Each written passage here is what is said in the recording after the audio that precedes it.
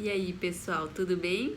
Meu nome é Juliana Pérez, eu sou médica cardiologista e hoje eu tô vindo aqui pra gente conversar um pouquinho sobre morte súbita no atleta, né? Eu prometi ontem que eu faria esse vídeo e então vamos falar um pouquinho sobre esse assunto, né?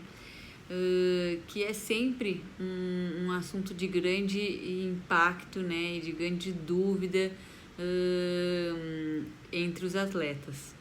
Sempre que a gente tem uma morte súbita em alguma competição, como maratona, triatlon, ou às vezes até partida de futebol, né?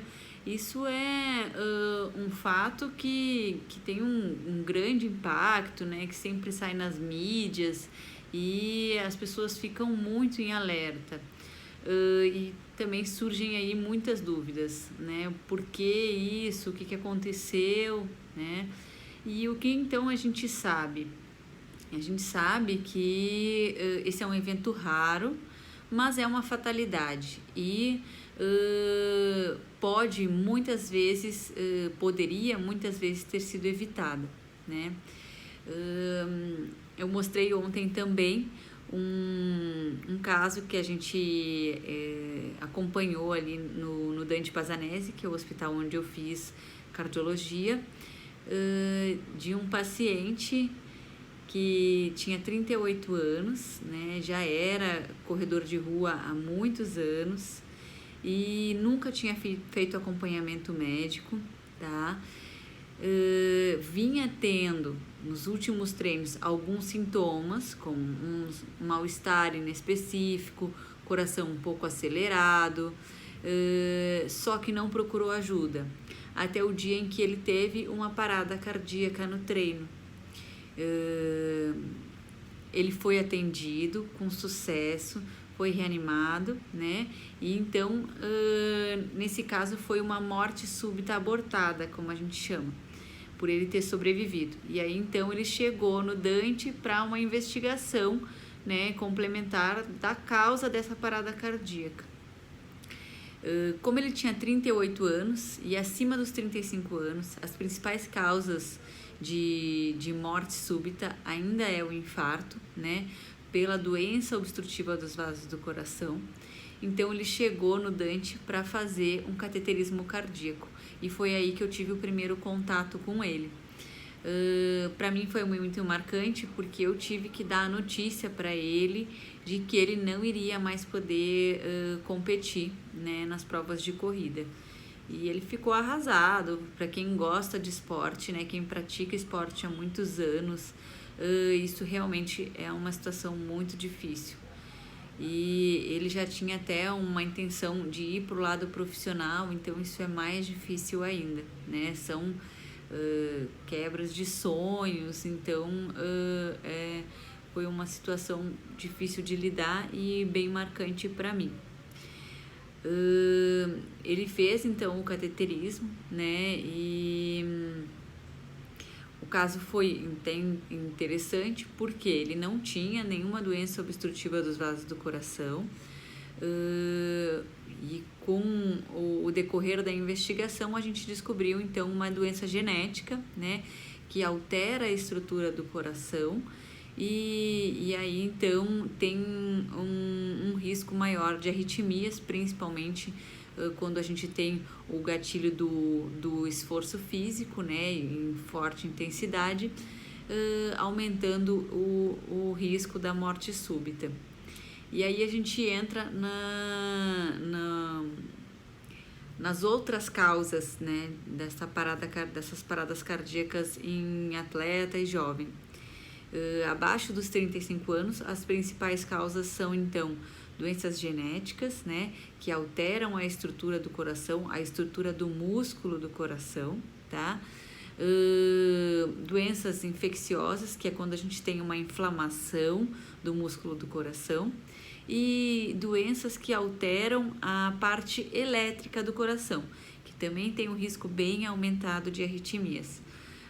Todas essas doenças são doenças estruturais do coração e que, associado com o exercício físico, esse substrato tem um gatilho que leva às arritmias malignas, que a gente chama, e que ocasionam a morte súbita, né? Então, por que é tão importante a gente falar sobre isso e a gente alertar, né? Porque, apesar de ser um evento raro, ele é uma fatalidade, né? E é algo que tem um grande impacto, sim, na vida das pessoas e poderia ser evitável, né? A gente, com a avaliação pré-participação, consegue sim reduzir esse risco de morte súbita, porque a gente consegue, numa triagem, avaliando história familiar, sintomas, exame físico e, no mínimo, com a avaliação do eletrocardiograma, a gente já consegue identificar se tem alguma coisa que a gente precisa tomar mais cuidado e às vezes até fazer outros exames mais especializados para investigação e eventualmente até afastar o atleta das atividades competitivas, né? Então, o que é mais importante para as pessoas terem alerta, né? Estar atento aos sintomas, dor no peito, o coração muito acelerado depois do exercício, mal-estar, né? Desmaios, além de uma história familiar de morte súbita, principalmente em pacientes jovens, né? Em familiares jovens. E aí manter sempre o acompanhamento médico, né? Regular, mas no mínimo uma avaliação inicial.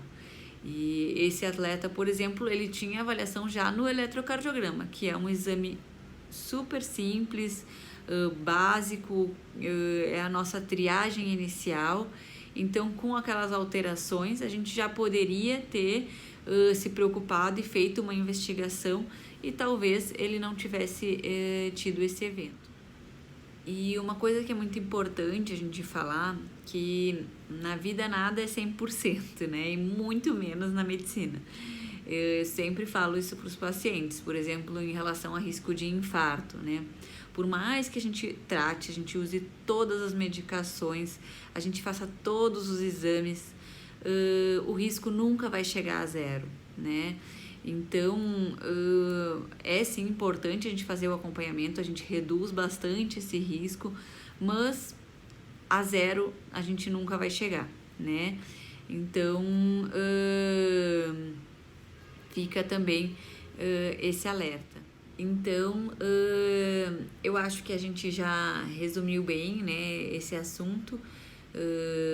Se gostou aí, compartilha, porque eu acho que são informações sempre relevantes, né, para a gente estar atento e se prevenir.